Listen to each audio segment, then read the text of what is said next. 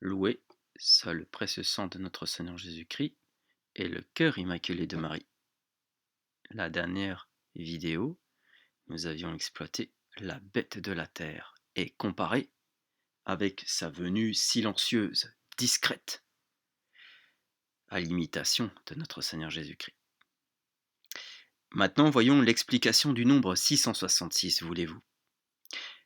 Ces passages de l'Apocalypse, je les recite, les versets 16, 17 et 18 du chapitre 13. Et elle fera que les petits, les grands, les riches et les pauvres, les hommes libres et les esclaves porteront le caractère de la bête en leurs mains droites et sur leur front. 17. Et que personne ne pourra acheter ni vendre que celui qui aura le caractère ou le nom de la bête ou le nombre de son nom. Et le 18. C'est ici la sagesse, que celui qui a de l'intelligence compte le nombre de la bête, car c'est un nombre d'hommes et son nombre est 666. Ces passages, et le dernier surtout, ont singulièrement exercé la plume de tous les interprètes hérétiques ou catholiques. Tous ont vu, dans le 18e verset, une espèce de logoryphe à deviner, ou plutôt un nom à trouver qui convienne à l'Antéchrist, et qui porte dans ses lettres numérales le chiffre 666. Je redis le verset. C'est ici la sagesse, que celui qui a de l'intelligence compte le nombre de la bête, car c'est un nombre d'hommes, et son nombre est 666. Rien n'est plus curieux que les 1000 combinaisons qui ont été proposées. Rien ne montre mieux non plus la mauvaise voie dans laquelle on a marché que les tristes résultats obtenus. Ce n'est pas le véritable antéchrist que l'on a découvert en suivant cette voie, mais autant d'antéchrists qu'on désire. 10, 20, 40 empereurs seront l'antéchrist. Et ce qui est plus considérable, la sainteté même n'est pas à l'abri d'être désignée comme antéchrist. Ainsi, les protestants ont trouvé le fameux chiffre de l'antéchrist dans le souverain pontife et ont fait l'application de ces passages à Alexandre III, un des meilleurs papes, dit Bossuet, et des plus savants qui étaient depuis 1000 ans, dit-il dans sa page 250. Tiens, ça ne vous rappelle rien, ce genre de choses. Ainsi, les protestants ont trouvé le fameux chiffre de l'antéchrist dans le souverain pontife. Mais c'est ce que les lefévristes font, à dire « c'est un pape antéchrist » chez leurs pseudo-capucins. C'est un petit rappel que je passe. Mais on ne peut pas, un souverain pontife, c'est le garant de la foi, c'est le vicaire de Jésus-Christ, on ne peut pas être antéchrist et pape à la fois. Et non. Et non. C'est soit l'un, soit l'autre. Donc c'est un blasphème. C'est blasphématoire. Dans le propos même, est blasphématoire. C'est un pape antéchrist. On sait que la personne qui est au Vatican est une figure de l'antéchrist, mais on ne parle pas de la personne qui est au Vatican là. On parle de cette transposition, cette apposition de nom d'antéchrist sur le souverain pontife qui ressemble, qui s'accapare, qui s'affilie même avec les propos des protestants. Je reprends. Et pendant que tant de faux antéchrists ont fourmillé sous la plume des interprètes, le véritable antéchrist n'a pas été désigné de façon à ne pouvoir pas être méconnu. La marque qui doit servir à faire connaître l'antéchrist ne doit, selon nous, convenir qu'à lui seul. Son fameux chiffre 666 ne doit appartenir qu'à lui. La sagesse dont parle saint Jean ne consiste donc pas à trouver, à imaginer ou à faire des noms qui contiennent le nombre 666. Les folles conséquences qui découlent de ce système le condamnent. Et il demande de telles combinaisons, de tels efforts d'adresse, que les solutions présentées sont de véritables tours de force qui montrent l'esprit, ou mieux encore, l'embarras de l'interprète et non le sens de la prophétie. Cette œuvre mystérieuse de Dieu peut, il est vrai, mettre en défaut la plus haute intelligence. S'il n'avait fallu que du génie, qui mieux que Bossuet eût été capable d'explorer ce monde apocalyptique? Et cependant, voici ce que ce grand homme nous offre de mieux sur les passages où nous sommes.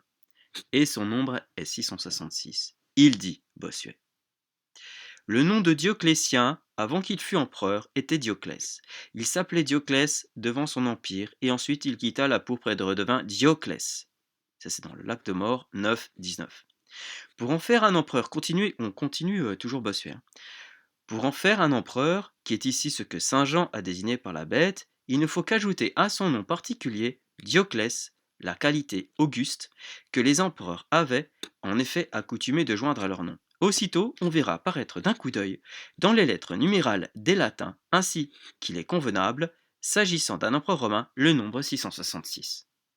Ainsi Dioclès Auguste, fin de citation de Bossuet. Je reprends avec Lafont Santenac. Ainsi Dioclès Auguste est le nom latin que Bossuet propose pour faire le chiffre 666 qui désigne l'Antéchrist. Or, comment l'accepter? Dioclétien, quoi qu'on en puisse dire, n'est réellement pas l'Antéchrist. Mais sans parler de cette difficulté et de tant d'autres qu'on pourrait élever contre cette solution, n'est-il pas vrai que Dioclès n'est jamais empereur, n'est jamais Auguste? Dioclétien empereur s'appelle Dioclès avant d'être empereur, et redevient Dioclès quand il n'est plus empereur. Si donc Dioclétien et non Dioclès, qui est Auguste ou empereur, Dioclès Auguste nous semble un contresens. La Chétardie propose Julien. Voici ses combinaisons. Il prend les initiales de Claude et de Flavius, qui sont les surnoms de Julien.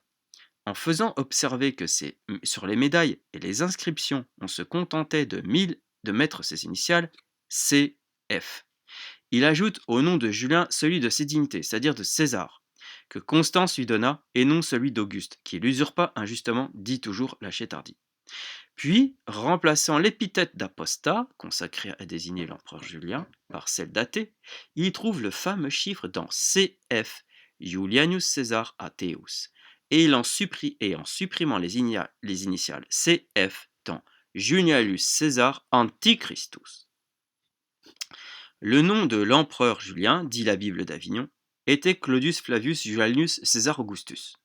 Et ce nom s'exprimait, sur les inscriptions et les médailles, de cette sorte, CF, Julianus Caesar Augustus. Si de ces noms ainsi exprimés, on rassemble les lettres numérales, on aura le nombre 666. Ça, c'est la Bible d'Avignon. Saint Irénée avait trouvé le chiffre 666 dans l'Athéinos latin, mais il avait ajouté, comme on le voit, la lettre E. L'Athéinos. Les interprètes que nous venons de citer ont, comme beaucoup d'autres, cherché le mot de l'énigme dans la langue latine. Voici l'auteur de l'histoire prophétique de la Révolution française qui s'élève contre eux et qui leur dit: La règle de l'art et du bon sens exige qu'une énigme de mots soit devinée dans la langue où elle est proposée. Et quand celui qui la propose dit positivement le nom en question forme le nombre 666, il est bien entendu que toutes les lettres sont comprises autrement l'énigme sera indigne, non seulement d'un prophète, mais même d'un littérateur. Saint Jean écrit son Apocalypse en grec, dans une langue où toutes les lettres sont numérales. N'est-ce pas être mal avisé de chercher le nom qu'il met en problème en calculant selon le génie de la langue latine, dont la plupart des lettres ne sont pas numérales? Une énigme grecque doit-elle être devinée en latin? Et réciproquement, une énigme latine doit-elle être devinée en grec? Comment n'a-t-on pas senti la puérilité de cette manière de procéder? Comment surtout n'a-t-on pas compris que c'était faire jouer à Saint Jean l'Évangéliste un rôle bien indigne d'un homme inspiré? Ainsi, que l'on se conforme au génie de la langue dans laquelle le prophète nous fait entendre ses oracles, que l'on suive la règle qui nous est prescrite par le gros bon sens, et l'on ne trouvera plus le nombre de l'impies dans des noms vénérés, et tant d'applications ridicules que l'on a faites du texte sacré tomberont tout à plat. Fin de citation. Là-dessus, cet auteur propose deux noms qui, en grec, donnent l'un et l'autre le chiffre 666. Ces deux noms sont Mahomet et Apostat. Mais le passage suivant de Barthélemy Holzhäuser, fait tomber ce système. Il faut savoir d'abord, dit-il, que ce livre de l'Apocalypse a été écrit par Saint Jean, en langue grecque. Or, cette langue ne possède pas de mot exprimant le nombre de 666. Mais le mot grec anthemos, qui est composé de deux mots, signifie premièrement contraire, deuxièmement, ce mot contient, par des lettres dont il est formé, le nombre 666. Ce nombre grec anthemos est adjectif, et il est donné au fils de perdition par antonomase, c'est-à-dire désignant la qualité ou la manière d'être de l'Antéchrist. La manière d'être, qui sera en effet contraire au Christ et à tout ce qui est le propre de Dieu. Fin de citation de Holzhäuser. Ce que nous venons de rapporter fait voir qu'on n'a pas encore mis le pied sur la voie qui mène à la découverte du nom du chiffre mystérieux. dit la Foncentenac. Il reprend. Les interprètes ne se sont-ils pas égarés par l'abus d'une liberté que rien ne les autorisait à prendre? La sagesse, l'intelligence requise par l'apôtre consisterait-elle à composer avec des lettres numérales, donnant le chiffre 666, des noms grecs ou latins qu'on applique à qui l'on veut? Quelle langue parlera l'Antéchrist? Personne ne le sait. Si Meniochus dit incertum est an antichristus greca lingua litteris et numeris usurus sit an hebraecis. Ça, c'est Meniochus qui dit ça. Si l'Antéchrist portait un nom français, comment trouverait-on dans les lettres numérales le chiffre 666? Et si ce chiffre peut être appliqué à plusieurs, comment Saint Jean peut-il nous le donner comme servant à désigner l'Antéchrist? Citation de l'Apocalypse. C'est ici la sagesse, car celui qui a de l'intelligence compte le nombre de la bête, car c'est un nombre d'hommes, et son nombre est 666. Fin de citation. Le nombre de la bête, dit la Foncentenac, est donc 666, et ce nombre est un nombre d'hommes. Les interprètes ont pensé jusqu'à ce jour que le nombre de la bête était un nombre de lettres. Nous pensons que le nombre de la bête est un nombre d'hommes, et par conséquent, nous prenons à la lettre le passage de Saint Jean qui dit « Le nombre de la bête est un nombre d'hommes ». Voici notre pensée. Nous croyons tout simplement que l'Antéchrist fera comme font tous les rois, comme a fait l'empereur lorsqu'il s'est appelé Napoléon III. Ce chiffre d'ordre et de succession, qui le distinguera toujours de tous les autres principes, le distinguera également de tous les autres Napoléons. L'Antéchrist cherchera une succession en rapport avec la gloire et la grandeur sans rivale de l'Empire romain, dont il sera le plus puissant prince. Et remarquez bien que ce nombre, représentant une succession, est en même temps et le nombre de l'homme et le nombre de la bête, c'est-à-dire de l'empire représenté par la bête de la mer et de l'homme maître de cet empire, ou de l'Antéchrist représenté par la bête de la terre. Ainsi entendu, le chiffre de l'Antéchrist n'appartient plus qu'à lui et à son empire, et ne dépend d'aucun idiome. Ce chiffre sera gravé, selon l'usage, sur les monnaies frappées à l'effigie de l'Antéchrist. Cette seule monnaie ayant cours dans son vaste empire, on ne pourra ni acheter ni vendre sans porter l'effigie, le nom et le chiffre de l'Antéchrist et de son empire.